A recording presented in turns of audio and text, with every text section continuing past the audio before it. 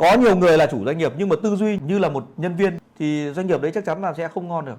Quan điểm của tôi luôn tập trung vào phát triển con người trước, phát triển chiến lược kinh doanh và chiến lược đầu tư sau. Có là con người phải đi trước, công việc đi sau.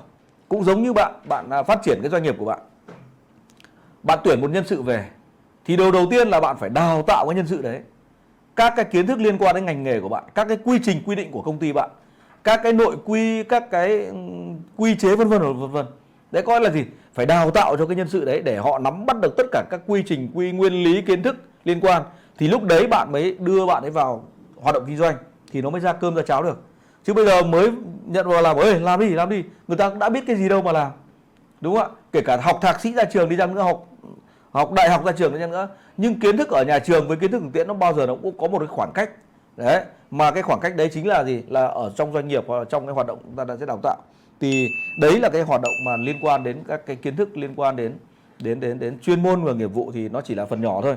Còn cái quan trọng nhất là cái phát triển con người này. Khi cái kiến thức phát triển con người này của bạn lớn hơn thì cái biểu hiện của nó là gì? Một, đó là bạn thích đọc sách hơn. Cái biểu hiện thứ hai, đọc sách với tốc độ tốt hơn. Cái biểu hiện thứ ba là sau khi đọc sách, mỗi một đầu sách bạn lại nhặt ra được các từ khóa để bạn đào sâu nó hơn. Đấy là những biểu hiện của sự phát triển con người. Biểu hiện tiếp theo là gì? Là nhìn thấy bất kỳ một ai đó, là thay vì chúng ta nhìn ở góc nhìn phán xét. Tôi lấy ví dụ như thế này.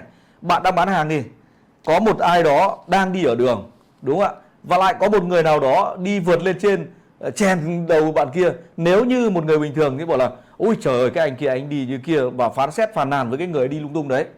Nhưng mà nếu chúng ta nhìn ở góc nhìn tích cực hơn, đúng không ạ? Thì chúng ta sẽ nhìn vào chắc hẳn anh kia anh ấy đang có một cái công việc gì đấy là rất là gấp gáp, mà họ đã phải đi rất là nhanh như vậy. Và như thế có thể là ảnh hưởng an toàn của anh ấy và những người xung quanh. Có là gì? Lúc đấy là mình nhìn ở góc nhìn đấy là góc nhìn của bài học. Đấy, chứ chúng ta không phải góc nhìn của phàn nàn nữa. Được chưa? Đó, ở trong hoạt động kinh doanh và trong hoạt động đầu tư thì nó có rất là nhiều các cái kiến thức như vậy.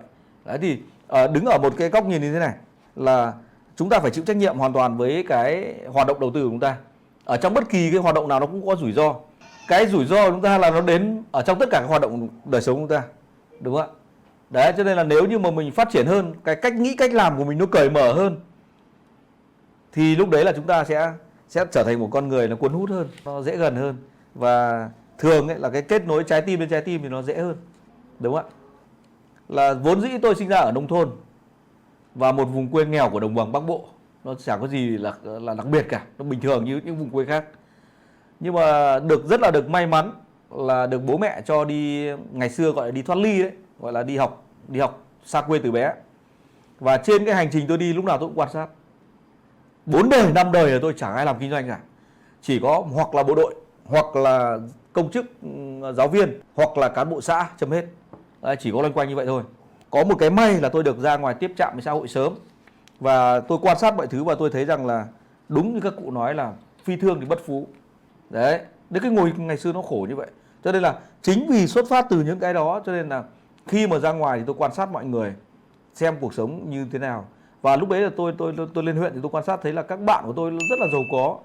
Là cái thời ngày xưa mà đã có cái xe cúp 82 ấy, là chở các bạn đi học, và tôi thấy rất là ngưỡng mộ, và từ bé tôi chưa bao giờ nhìn thấy cái xe máy như thế. Bởi vì ở quê tôi chỉ có xe 3 vách nhà thôi. Và tôi rất là ngưỡng mộ họ và tôi tìm hiểu xem họ làm cái gì.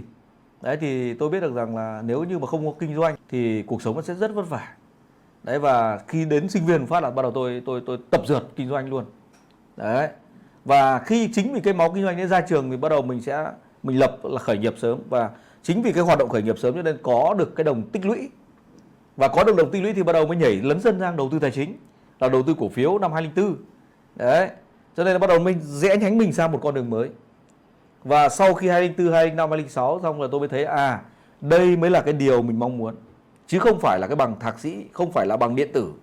Thì đến được cái đó nó gọi là mindset. Nó gọi là tư duy đấy, nó gọi là mindset. Thì tôi mới muốn rằng là gì?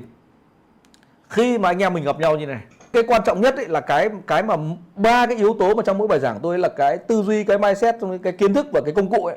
Thì tôi muốn mọi người tập trung cái đầu tiên trước. Cái tư duy này nó mới là cái gốc rễ. Đúng không ạ? Cái tư duy này mới là cái quan trọng.